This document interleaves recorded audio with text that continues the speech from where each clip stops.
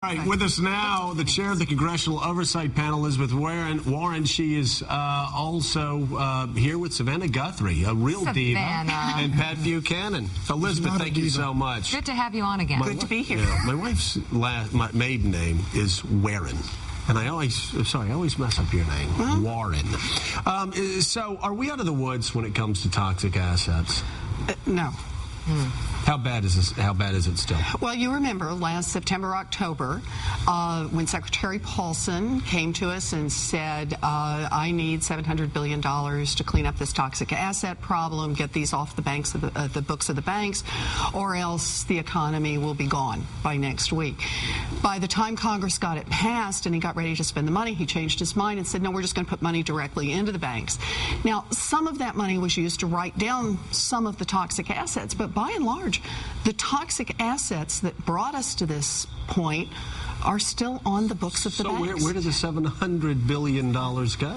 Well, the $700 billion, the first $350 billion of it, which is what Secretary Paulson spent, went directly into the banks for stocks and warrants, direct infusion of cash into the banks.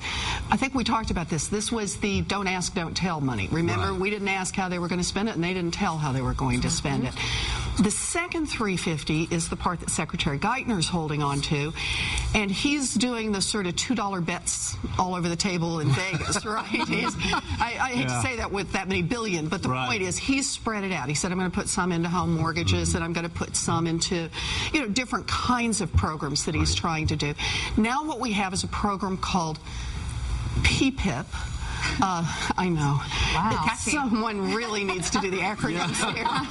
But it's the Public-Private Investment Program, so PPIP. Right. And this is one where they're trying to jumpstart this market to get some private money in so they'll buy the assets off these banks. It's never gotten off the ground, has it? Nope. And here's the problem. They're getting ready to do a launch, but they've skinnied up what they're going to try to do. And they're going to try to buy the securitized assets. Now this creates a different kind of problem. The securitized assets, you remember, this is where they've sliced them and diced them. Right. Those are only held by big banks.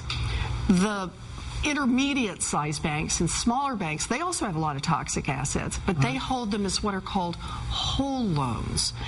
And so here's Congress trying to put this, rather the Treasury, putting this program together. A, it's modest, and B, it's aimed only at the big boys. Are you saying that if they mark to market and these assets were priced at what they're really worth now, these banks would still be underwater? This is the problem. What has left the assets on the bank, and you put your finger right on it, is that back when you had to mark them to market, that is, if the market said it's worth $100, you've got to carry it on your books at $100. Once the folks changed the accounting rules, which is what happened over the last few months, and they said, well, you can use these other forms, there are problems with mark to market, that means you can carry them on your books at a higher level than the market would treat them. And now the problem is the banks say, in effect, why do I want to sell them? Because if I sell them, I can't sell them at that value. I'm going to have to sell them down at the lower market value. That means I have to recognize the loss, recognize enough losses, and some of them are going to be gone. We're lying to ourselves. So, I have to say, one of the things we push for in the report, once again, every time we talk about transparency, if we don't have bookkeeping that everybody can believe in, then Look, is there a possibility we could have this? People have talked about, we had the first hit and then the market goes back up and the second one is coming. If all these banks, or an awful lot of these great big banks, are underwater, if you price their assets what they're worth, you could have a second big hit here, couldn't you? You could have real trouble. And I'm going to now make it a little bit worse. And that is, in addition to what we've got with the toxic assets that we've identified, which are all the home mortgages that are not paying off, we've got a real problem coming on commercial mortgages. Commercial mortgages come up for maturity a little later. They weren't on the short resets that the home mortgages were. So we're looking at 2010, 2011, 2012.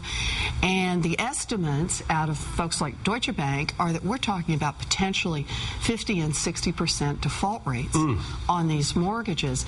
Now, this is a This is a very serious problem, and once again, one that's going to be concentrated in a lot of the intermediate and smaller banks because they hold a lot of these commercial loans. We've got a breath of fresh air. We've got Dan Senor with the Council on Foreign Relations has a question for you. Dan? Hi, Elizabeth.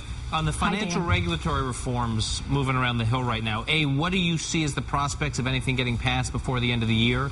And B, the administration has put forward and the Congress has put forward this equivalent of the 9/11 Commission, a commission to look at the roots of the economic and financial crisis, try to go deep and understand how we got here. My understanding is that report, their report, the Commission's report, is not due until December of 2010.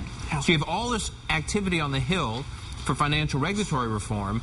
It seems they're going to try and pass a bunch of stuff, and yet we're going to get the answers to the questions of how we got into the mess in the first place a year after the reforms are passed. It seems the sequencing here is a little backwards.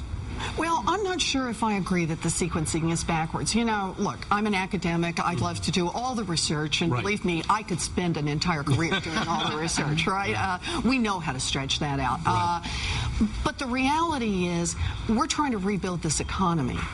And if the idea behind rebuilding the economy is let's use a lot of the bad practices we've used over the last 5 years and see if maybe we get a little bubble going, let's rebuild the bomb.